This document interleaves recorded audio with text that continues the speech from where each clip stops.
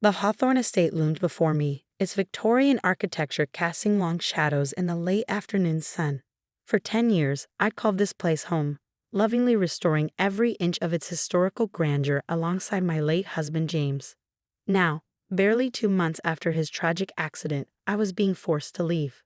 My name is Elena Chen, and this is the story of how I learned that some families will destroy everything to maintain their illusion of control. Mrs. Chen. Margaret Hawthorne's voice cut through my thoughts as I reached for the brass door handle. How kind of you to finally join us. I stepped into the grand living room, where the family had gathered for what they were calling an estate settlement meeting. Margaret sat in her late husband's leather armchair like a queen on her throne, her silver hair perfectly coiffed, her expression a masterpiece of practiced disdain. The room held memories of happier times, holiday gatherings, summer parties, quiet evenings with James in front of the fireplace. Now it felt like a courtroom, with Margaret as judge, jury, and executioner. "Elena, dear," she said, her voice dripping with false sympathy. "We've been discussing the future of the estate. Given the circumstances, we feel it's best if you find other accommodations. Immediately." I looked around the room. Thomas, Jing's younger brother, avoided my gaze, suddenly fascinated by his Italian loafers. Cousin Richard examined his manicured nails. Only James's sister Catherine met my eyes, her face a mixture of shame and resignation. "The circumstances?" I kept my voice level, though my heart raced. "You mean my husband's death?" "Let's be frank," Margaret continued, setting down her tea with precise movements. "You and James were married for what, 8 years?" 10. I corrected quietly. 10 years during which you convinced my son to pour money into renovating this house rather than investing in the family business. 10 years where you slowly isolated him from his proper social circles with your different background. The prejudice in her voice was barely veiled. To Margaret Hawthorne, my Chinese-American heritage had always been an unforgivable flaw in her son's choice of wife. "James loved this house," I said. "We both did. Every renovation was his choice, his vision." "Yes, well," Margaret's lips thinned. "The house belongs to the Hawthorne family, and now that James is gone, there's no reason for you to remain here." I thought of the hidden letter in my purse, received just last week from Herbert Morton, the family's longtime lawyer. "Actually, there might be something you should know. The deed is in the Hawthorne name," Margaret cut in sharply. "Our lawyers have reviewed everything. You have no claim here." I studied her face, seeing the slight tension around her eyes. She was worried about something. In 10 years of careful observation, I learned to read the subtle signs of Margaret Hawthorne's concerns. Furthermore, she continued, pulling out a thick folder. "We've documented every questionable expense, every renovation cost that exceeded the approved budgets. The board of the Hawthorne Foundation is prepared to launch a full investigation into potential misuse of family funds." Ah, there it was, the threat she'd been building to. "You wouldn't want that kind of scrutiny, would you, Elena? All those contractors you hired, all those decisions you influenced James to make. It would be unfortunate if the authorities had to get involved." I thought again of Herbert Morton's letter, safely stored in my safe deposit box along with other carefully collected documents. For 10 years, I'd watched the Hawthorne family operate, seen how they wielded power and privilege like weapons. I'd learned their methods, their patterns. Most importantly, I learned from James about the family's darkest secrets, the ones that kept his mother awake at night. "Of course not, Margaret," I said softly. "I'll pack my things." Her smile was triumphant. "Wise choice. Security will escort you to collect your personal belongings.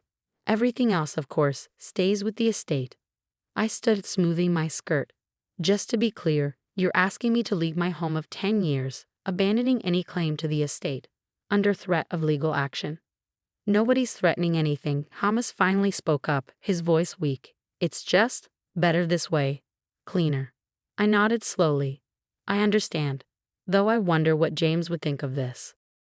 "James isn't here," Margaret snapped, her composure cracking slightly. "And we all know why, don't we? All those renovations you pushed for, all that construction. If you hadn't insisted on him being so hands-on with the work." The accusation hung in the air, ugly and venomous. They blamed me for James' accident, for the collapse of the old greenhouse we'd been restoring together. But they didn't know what I knew about that day.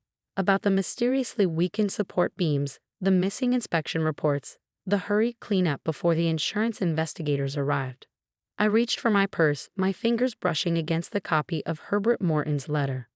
But no, not yet. Timing was everything, as Margaret herself had taught me through years of social manipulation. "I'll need a few days to pack," I said. "You have until Friday," Margaret replied. "The security team will supervise. We wouldn't want any family heirlooms to accidentally find their way into your boxes." I walked out of the living room with my head high, past the family portraits lining the hallway. James's smile beamed down at me from a dozen frames, his eyes kind and determined. He'd always said his family would show their true colors eventually. "Just wait," he told me during one of our last conversations. "Everything will become clear after the reading of Dad's full will. Promise me you'll be patient until then." I promised, and now, as I climbed the grand staircase one last time, I smiled slightly. Because in 3 days, Herbert Morton would finally open George Hawthorne's complete will, including the sealed amendments only he knew about. Margaret thought she was orchestrating my exile. She didn't realize she was setting the stage for her own downfall.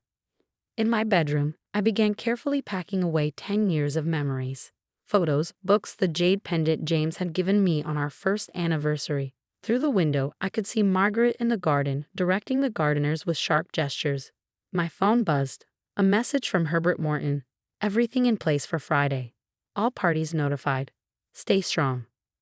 I looked around the room that had been my sanctuary for a decade, remembering James's words the day we moved in. "This house has secrets, Elena. Dad made sure of that. When the time comes, you'll know what to do." The time was coming, and I knew exactly what to do. Friday morning dawned bright and clear, sunlight streaming through the stained glass windows of George Hawthorne's study. I sat quietly in the leather armchair where I'd spent countless evenings with my father-in-law, discussing history, architecture, and his beloved estate. "You understand preservation, Elena," he told me once, his eyes twinkling. "Not just of buildings, but of legacy.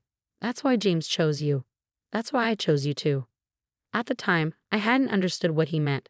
Now, watching Margaret Hawthorne sweep into the study with her entourage of lawyers, I finally did.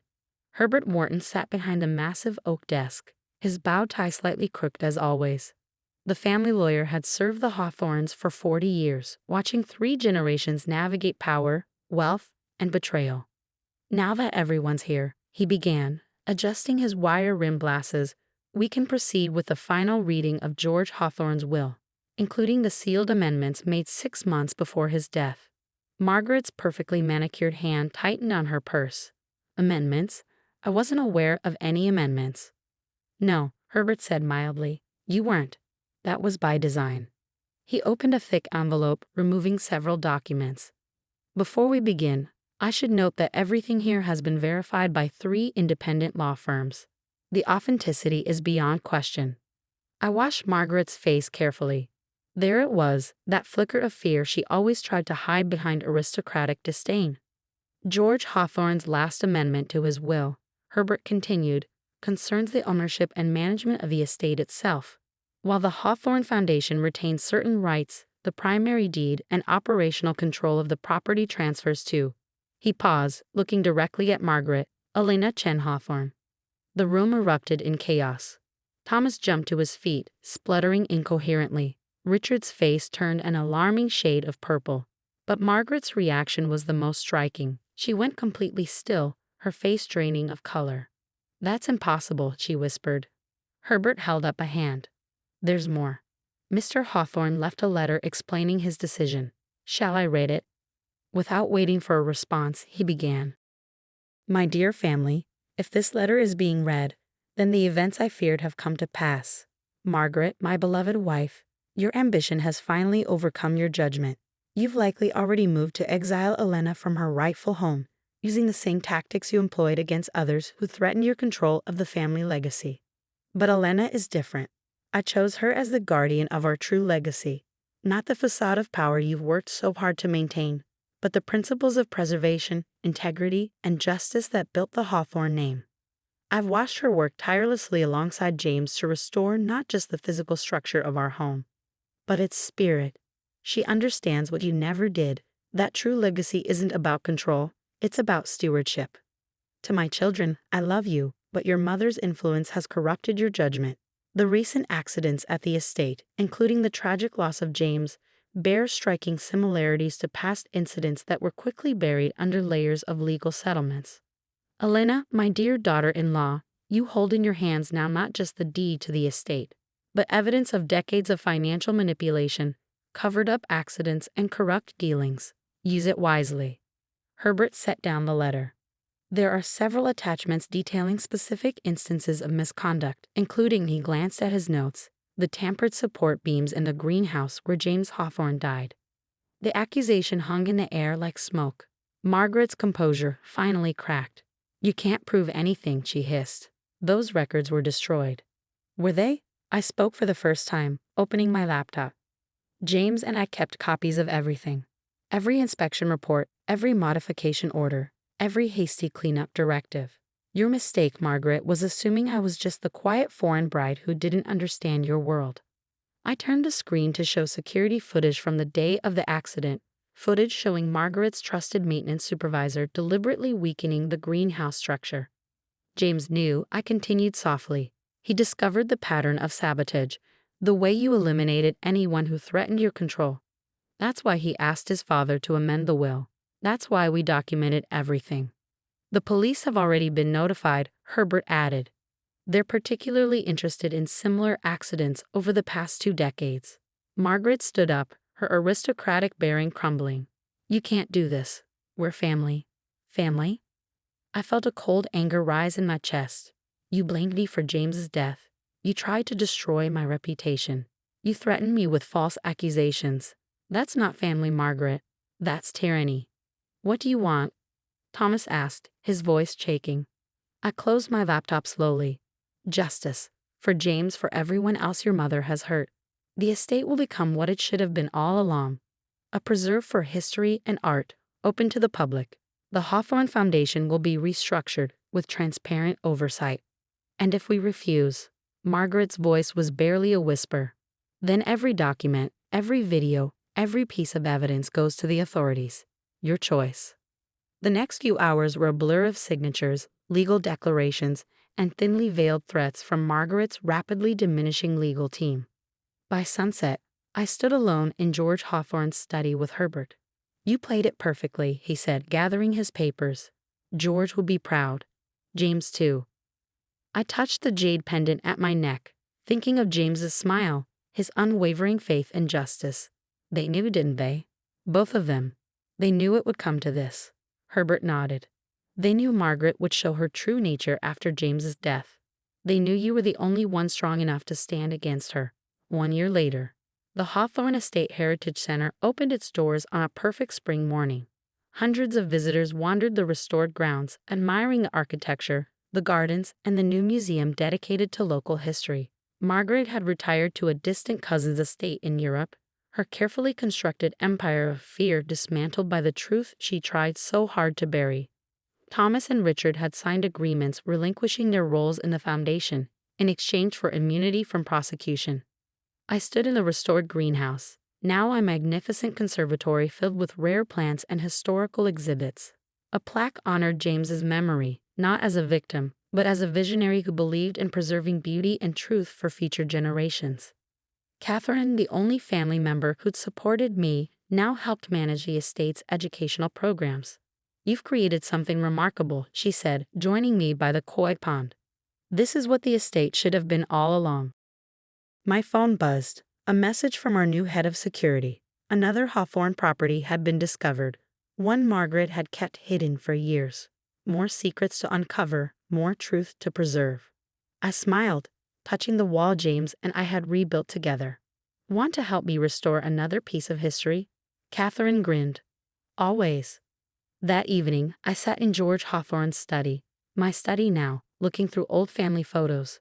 James beamed from every frame, his eyes full of the same passion for preservation and justice that had drawn us together. You were right, I whispered to his image. Everything did become clear after the will reading. And look what we've built from the truth. The setting sun painted the room in amber light, warming the oak panels James and I had restored by hand. Outside, the last visitors strolled the grounds, taking pictures, making memories, enjoying the beauty we'd fought to preserve. Margaret had tried to cast me out, thinking she was protecting her family's legacy. Instead, she triggered the revelation of its true inheritance, not the power she'd hoarded, but the principles she'd abandoned. Now the estate stood as a testament to a different kind of legacy, not one of control and fear, but of preservation and truth. Every restored room, every open door, every shared story was a quiet victory over those who would bury the past to maintain their power. James would have loved it. George too. Their vision finally realized through the very qualities Margaret had scorned: patience, dedication, and the quiet strength to stand for what's right. As darkness fell, I locked up the study and walked through the grand hallway, now lined with historical photographs and educational displays. Tomorrow would bring more visitors, more stories, more opportunities to build something meaningful from the ashes of deception. The jade pendant caught the last ray of sunlight, reminding me of another lesson James had taught me. True revenge isn't about destruction. It's about transformation, taking what others would destroy and making it into something beautiful. That's exactly what we'd done with the Hawthorne estate. And that, more than any legal victory or public vindication, was the sweetest revenge of all. The end.